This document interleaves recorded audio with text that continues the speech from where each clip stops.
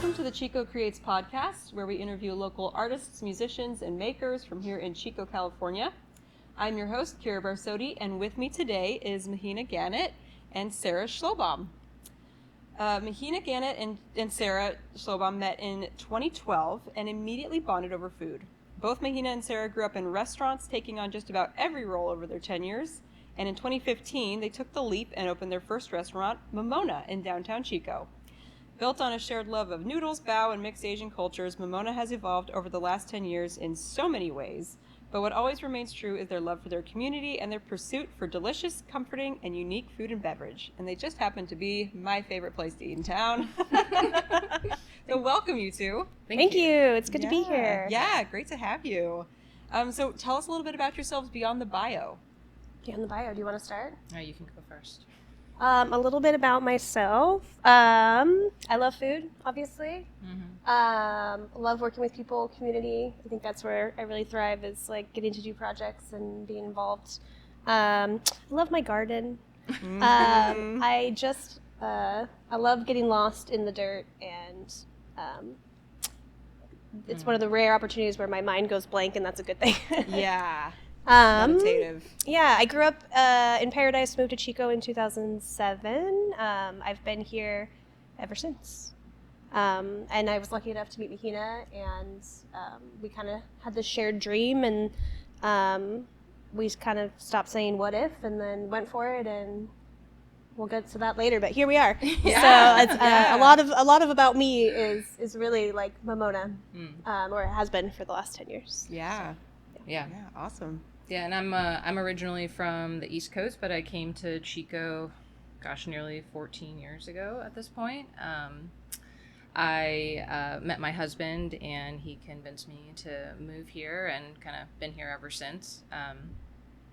Similarly to Sarah, just genuine love of food and beverage, and the sort of social outing and experience, and yeah, really fell in love with Chico, as soon as I moved here. It's a super unique community, very different than what I grew up in. And, there was just so much to love. And it was really kind of serendipitous to meet Sarah and, just have someone in Chico that shared that love of food as much as I did. And, it was just so fun to start going out to places to eat and, kind of creating this shared memories and experiences around food and beverage. And that's ultimately kind of what Momona was sort of born out of. So yeah. We had some epic trips. yeah, it was some really We went to Japan, we went to Hawaii, we went to New Orleans, Orleans. yeah. And Oh, just nice. ate our Francisco. way through everything. Yeah. Yeah. Oh, yeah. We travel to eat. Yeah, Yes. absolutely. Yeah, that's like, and if people don't, I'm like, we probably shouldn't go together. Yeah. Like, if you're not a sharer, this isn't going to work, because we're going to order one of everything. Like, Yeah, exactly. So. Awesome. And so you kind of answered how long you've each been in Chico, and so what is keeping you here, other than the fact that you both have a restaurant that you're running? Like, there is that. It's like you were saying, it's a really unique place. It's like this lovely little niche that I think people, they just come and there's just like something about it that's like kind of magical, and it's we have the university. It's a sticky place. It's a sticky place. it Yeah. is. Yeah. And there's a lot to offer. It's still a pretty small town, but also it's like we have a university, there's educated folks, we've got a beautiful park, we have a ton of like really creative, talented, capable people that just seem like over and over they just want to invest in this place and grow it and grow it and grow it. Yeah. And that's like what I want to be a part of, and that's what I want to see for Chico. I just think it's only going to get better. Yeah, I think a lot of what attracted me to Chico was this sort of like lack of pretentiousness. Like Yes. it was just so normal. Like Yeah. it was just like I was like, oh, everyone. I could talk to most everybody that I meet here. Like I can have a conversation with, and I think that immediately struck me. And my husband has this like really wonderful group of friends, which is how I met Sarah, and yeah, I mean, like such an incredible group of people, and it's only just gotten kind of more and more the more people I've met in this town. And I really do appreciate this sort of shared love of the creative experience here in Chico. It's the people are so passionate about it, and I think a lot of that keeps me excited about what I'm doing, and keeps me wanting to do more. So that's definitely really powerful in this town, I think. Yeah, absolutely. Yeah. Do you guys have a favorite local spot to hang out? Outside of Momona, Right. which is where we are most of the time. Yeah, I ask food people. Yeah. I really, when I have some free time, I'm trying to hit the park, or I'm trying to go home and like cook a meal there and have like a leisurely time in my yard. And I like to see shows at the Goose. There's always a fun time there. I think a lot of downtown places that have shows, I'll check it out. Naked Lounge, Argus. All of the above. I have 2 small kids, so similarly, if I'm not at Momona, I'm with them, or home, hopefully resting, or just turning my brain off. But I think if I'm hanging out, I definitely want to see music in town. And Sarah named all the spots that are just usually kind of in our circuit of where we go. But I think that's probably the most, if not outside as much as possible. Yeah, for sure. Yeah, cause we're staring down the barrel of another summer here. So we were talking before we hit record about how summer is like winter everywhere else. We're like, this is the time where we batten down the hatches and don't leave the house. Yeah, I know. Right now we're ironically like the golden time where exactly. we're like, okay, we've only got a couple more weeks where we can like be outside. Outside after 9 a.m. Yeah. Unless you're in the river. Yeah. Yes, exactly. Or a total shift of the schedule. Everything gets a little bit later. So, yes.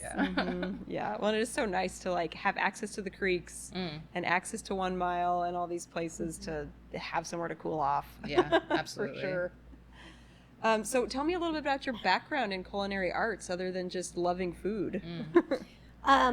Excuse me. So I went to culinary school. Okay. Grew up in restaurants, decided I wanted to do it professionally. Went to culinary school, started as a prep cook, worked my way up to chef at a restaurant here in town, and then I left to open Momona. Cool. So I've been a foodie forever. Forever.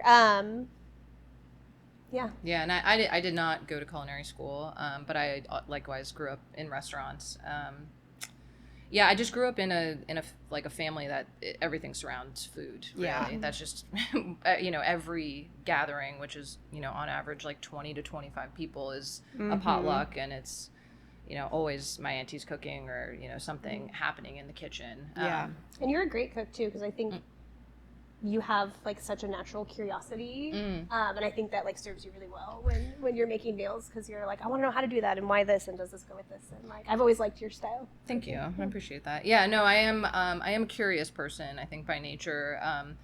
I call myself a lazy cook because I'm definitely I'm like, how do I make this take half the time, or I'll skip this step here and there, improvising. And then just like always loved being in restaurants. Like I remember being 16 years old thinking like, I want that job. I don't know why. I think it was just like the pace of it all and like being around food that ever since then I've always had a side job. If not, it's funny I call it a side job, but I feel like at this point it's my it's a lot more than a side job. But it's always kind of been in my life. So awesome. That's very cool. And so you guys met. You started talking about let's do this thing. So how was Momona born? We met, and our mutual love of food and community was quickly exposed. And we started doing supper clubs together just for fun, because we were insane and had too much free time apparently 10 years ago. And we started doing supper clubs, and we Mahina would essentially like run front of house and I would run the back of house, and we'd plan a menu together and invite our friends, and we were like kind of like this works. And we both had like respective experience in those. Well, we thought we did at the time. Now we're like, we knew nothing. Absolutely. So we did that, and then we I think I can almost remember like the exact conversation one time of like when we started being like, what if we stopped saying what if and someday, and like we really looked into what it would take. So we sat down and we were like, what do we want? Our non-negotiables. Downtown was like an absolute must for us. We wanted at least a beer and wine license.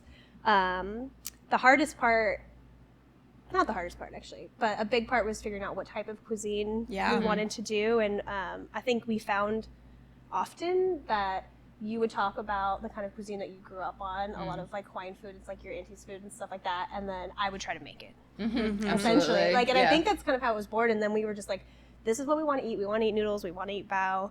We started traveling to eat those things and like dive deeper. Absolutely. Yeah, I spent a lot of time like before or during when I met Sarah, traveling for work. And so, I was lucky enough to spend a considerable amount of time just working and traveling in Japan and just, like still to this day can remember the first time I had that bowl of ramen in Tokyo and it kind of just struck such a chord and and I grew up on mostly saimin and like noodle soup that way, but there was something about it, and then as soon as I started talking to Sarah about it, and then just bao buns and like I think is when we would get most like ramped up in our conversation. Because I kind of had a healthy obsession with like Japanese culture as well and ramen, and we kind of connected on that.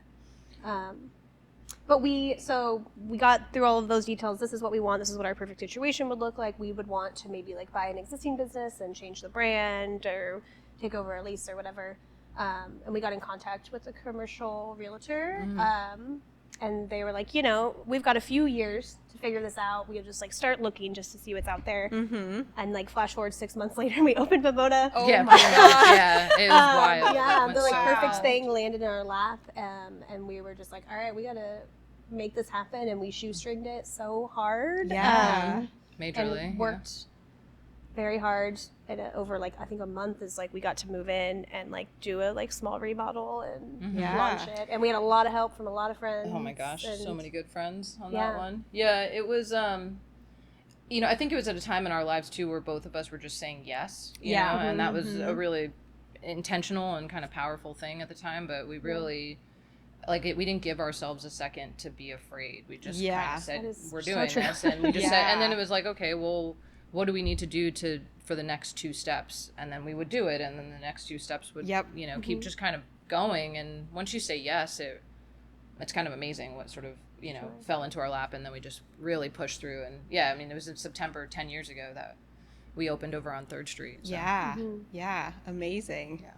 Yeah, such good memories of that spot. I know. I love the new building. I do. Yes, sometimes it's absolutely. funny. I miss it. I never thought I would miss that spot, but like there's a part of me that actually does. It was so cozy in there, which I'm sure drove you guys crazy. Well, I mean, the initial concept is we wanted it to be super tiny, like a little ramen place in Tokyo that you would just like pop in off the street, sit at the counter, and then we just had too much volume, and our building needed a lot of upgrades, and we didn't have a long lease, and all these decisions led to building out the new place.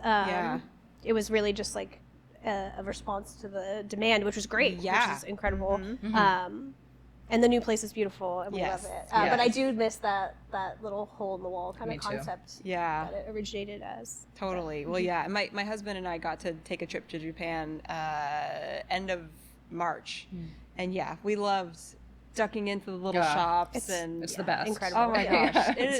You can't like capture that anywhere. I mean, maybe in New York where you've got the really tiny little places, but absolutely. No, that's what we should do for our anniversary. Oh, instead of having a party, we should just go on a trip to Japan, like a 10-year anniversary trip. That sounds awesome. No, like live tweet the whole thing. From Instagram. That would be cool. That'd be fun. So do you guys have any I'd love to hear about how you guys come up with your menu and come up with new dishes and things. I'm obsessed with this shoyu citrus bowl, by the way, right now. Yeah, that's so a good one. I'm trying to recreate it in my own kitchen. It's not working. No, our menu is so good. It's changed a billion times. So much. Yeah, over the it years. has. It's like something that people like, but maybe also don't like sometimes about us is, because we get excited about stuff and we try it. And I still miss the miso corn. Oh, the miso corn that's butter. one of the originals. Yeah. But the truth is also we've had a lot of amazing people come through our kitchen over the years, and they have very much we intentionally want people to help us sort of shape what is Momona, right? Sarah and I always have sort of that core of it, right? Of what it should evoke, sort of the flavor profile. Sort of we see ourselves as more of I don't know, like not sort of fancy fare, right? Like this is just sort of like, kind of humble, like just quality food. But yeah, absolutely. I think a lot of people have influenced it over the years, and added dishes like the citrus shoyu ramen. Oh my gosh, there's so many. I want to take a poll soon on social media just of like what people's most missed dish is, I mean, I'd be curious. I'm so curious. That'd be fun to do for 10 years, Yeah, kind of. And what do you wish we'd bring back? Yeah. Just for 1 week or something. Top 3, we'll put it on the menu. But it's when I want to go back and actually look at our archives and actually like list stuff, because there's so many that I would probably even forget about that I wouldn't even remember. So and we still have, I think, the like core. When we opened our original menu, it was very tiny. I think we had 3 or 4 ramen and 4 bao. And I think at least 4 to 5 of those core things, are still on the menu. Yeah, correct.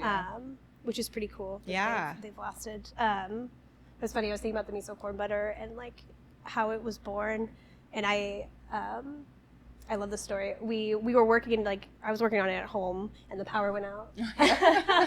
But we built like the whole bowl, because I had a gas stove, and we built the whole bowl. And I remember like flashing a picture in the dark and being like, "What do you think?" Like, do you remember?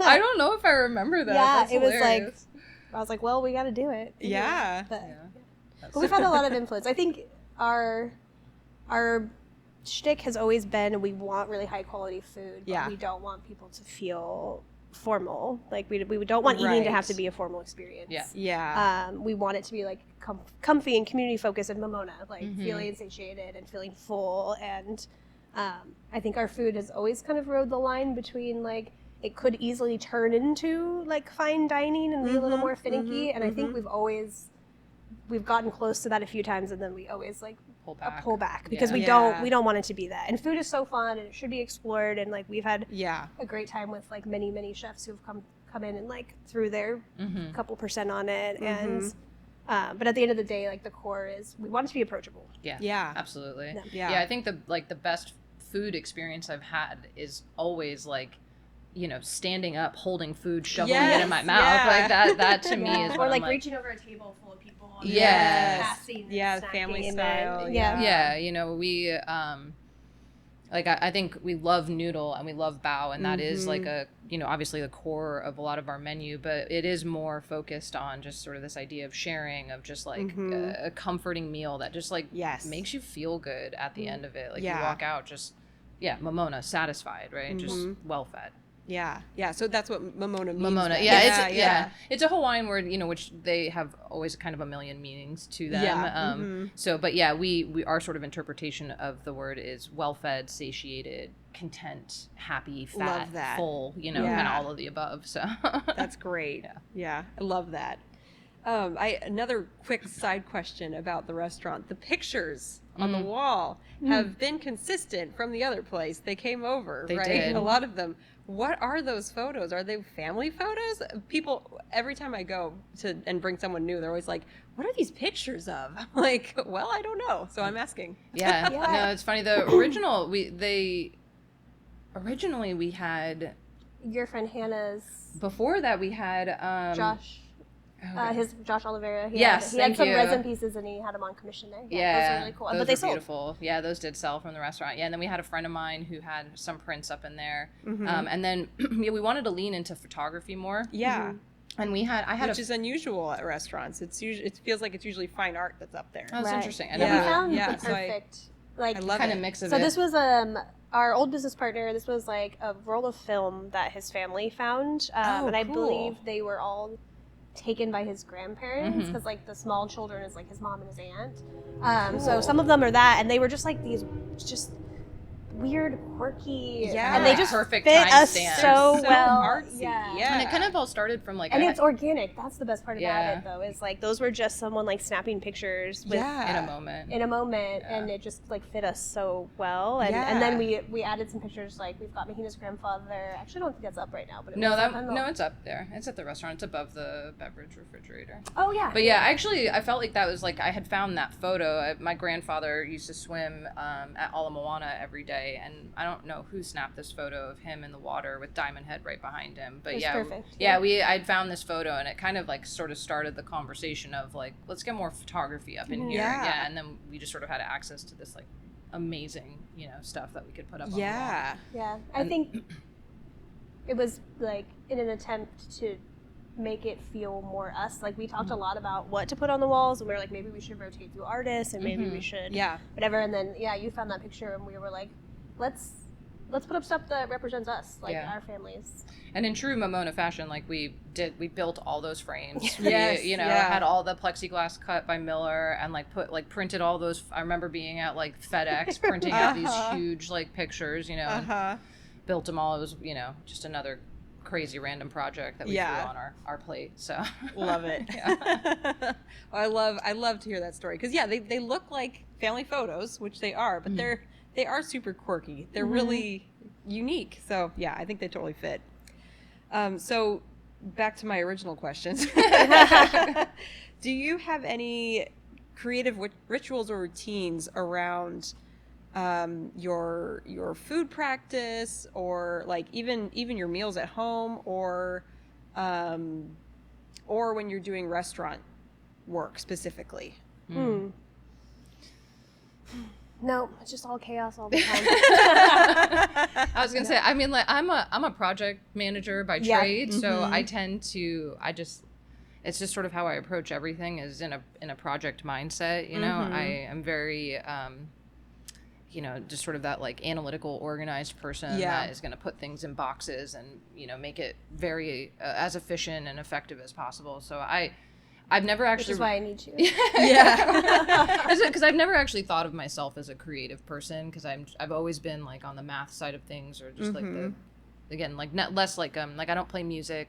Like I don't I'm not an artist in sort of the traditional sense, but But I do feel that my process has lent to just sort of I find as I get older, I see the creativeness in a business, right? Yeah. I mean, I feel like owning a business is a creative act on its own. Having to choose down to like the smallest details, which to me sometimes I'd be like, I don't want to choose a napkin color, like I just and then I realized like it truly all of it matters. I'm like, I want to choose, and that's why I love working with Sarah, because Sarah will look at them all day long, and then she knows that I need like 3, right? She'll come back and say, which 3 do you like, and then I can sort of be able to make choices on that level. But I think the blend of my strengths and Sarah's strengths have always really played well together. Just that we can kind of match each other on the things that she doesn't want to do. I'm like, I'm down, I want to do those. It works out really well always with that. And then vice versa. So and I don't think I have a routine necessarily, but I'm very like I'll just hyper focus on something I'm excited about, and then that'll just kind of like lead me into like, if I can get to like that like flow state feeling, I can get so much done, and like I just have to kind of let it happen. I can't force myself, or I should say I have a hard time forcing myself to sit down and like be creative. It kind of just like happens when it happens. And then if I'm lucky, I get to go to Mahina and be like, I'm really excited about this thing. And I'm like, great, I know how to go. Yes, like, let's do this and this. So that's awesome. You guys have like a left brain, right brain thing going, it seems like. I think we actually both have a bit of each. Oh, I'm sure. Everyone does. And like they come out at different times. And I feel like we've helped each other like develop the other skill side, too. Just being able to like, because just of knowing like how Sarah's brain works, like, and being able to, because I need her to analytically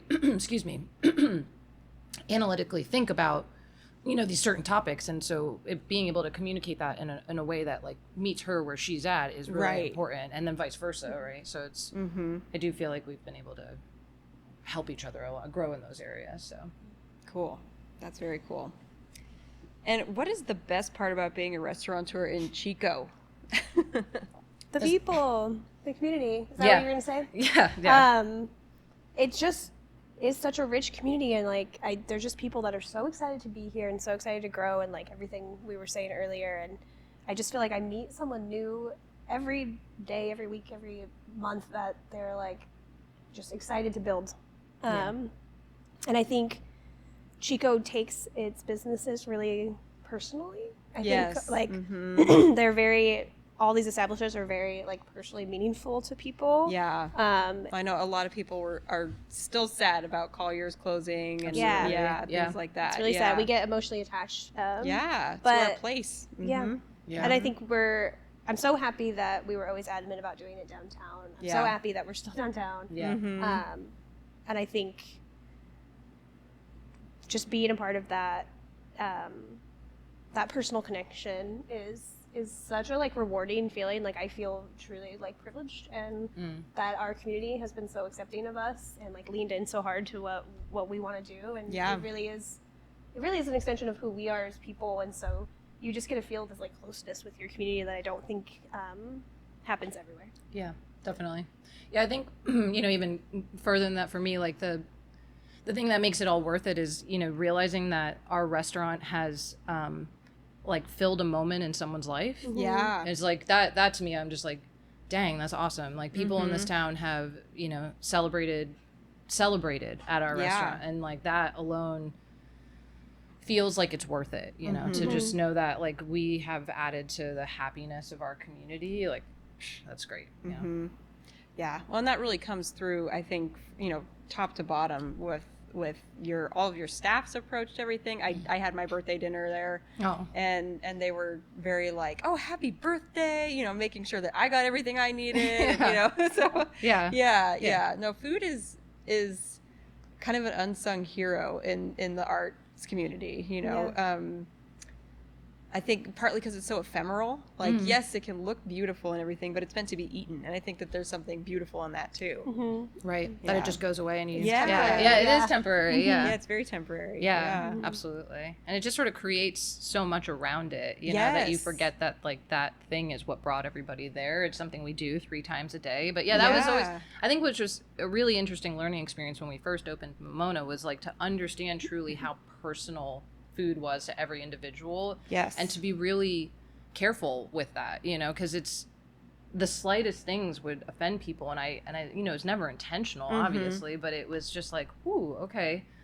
This is, just really trying to like reshape how you interact with your community around. Build trust. And build trust. So Absolutely. Oh gosh. So much of our menu was Building learning trust. to build trust with the community. Yeah. There's things we could try now that we weren't trusted by the community to do when we first opened, because maybe it was a new style of food or but I think that's a huge part of it, is people trust you and they choose to go back because they trust you. Yeah, and I think it is because we realize that it is so personal, and it is and it's important. Like it's like you want to go out and spend your money and feel like it was worth it. Yeah, and that's what we try to deliver every time. I mean, we're not perfect, don't get me wrong, but like that is our goal every single time. Yeah. So yeah. And we didn't even talk about your whole cocktail menu, which is also fabulous. But yeah, and a more recent development. We only really implemented that menu since we've been in the new building. Right. And so that's been a really fun development, and we have like a really talented bar team that has truly created that on their own. That's not like Sarah and I are obviously willing testers. Yes. But we've got some so like really creative team members. So. Yeah. That's awesome. Love it. And so you've got your 10-year anniversary coming up in September. I know. It's crazy. We're recording this in, what is it, May? I don't even know what day it is. What month it is. Yeah. So it's a little early to ask if there's any plans in the works for anything to do for that, but we'll do something. Yeah. I don't know exactly what that's going to be, but I think in like true Momona style, like we'll figure it out when the time comes. Mm-hmm. Yeah. There will be something. Yeah, I think it's important to celebrate like the business, but I also really want to celebrate our team. Yes. And I also really want to celebrate our community, because like we wouldn't be here without either of those things. Yeah. So if we could find something that like can shine a light on both of those things, I think that'd be ideal. Yeah, absolutely. Awesome. Yeah. Well, it's super exciting. I mean, it's a huge milestone for any restaurant. I remember the business we bought and then like changed into Momona. We really kind of just bought the lease. They had just hit their 10-year, and I remember thinking like 10 years, like I can't even imagine. And now I'm like, whew, where'd it go? I cannot believe it's been 10 years. Yeah. It's wild. Oh, that's awesome. Yeah. So where can people find each of you online, and then information about Momona online? And where is Momona? Absolutely. Yeah. Most people know where it is, but I'm not going to assume. Momona is in downtown. We are on Main Street in the corner of 4th and Main. We've got a beautiful new building that everybody should come check out. Mm-hmm. Our website is momonachico.com, and you can follow us on Instagram at momonachico and Facebook. And I think that's everything. Mm-hmm. Awesome. Great. Well, thank you guys both so much for being here today, letting me talk to you guys and share the story. Yeah, thank you so much for having us. Yeah. Of course. So fun. Yeah, awesome. And with that, we will see you around town. Bye. Take your time, but don't go wasting mine. The Chico Creates podcast is presented by and recorded at Maker Radio in Chico, California. Hosted and produced by Kira Barsodi. Production engineering and editing by Solomon Perillo. Theme song is Take Your Time by Lorna Such. We now have official merchandise: hats, totes, mugs, shirts for the whole family, and more at ChicoCreates.com. Sport your support of the show with official Chico Creates podcast merch. This show is made possible by community members like you. I would personally like to thank Melissa Thede, David LaShawn Montoya, Jonathan Greenfield, Heather Leveroni, Kaylee Huber, Troy German, Kate Thurkill, Bonnie Pipkin, Lindsay Hook, Bree Epley, Scott Grisette, and Johan Caro for their continued financial support of this project. If you'd like to join them, head over to ChicoCreates.com and scroll to the bottom of the page to become a show supporter. Thanks again for listening, and we'll see you around town.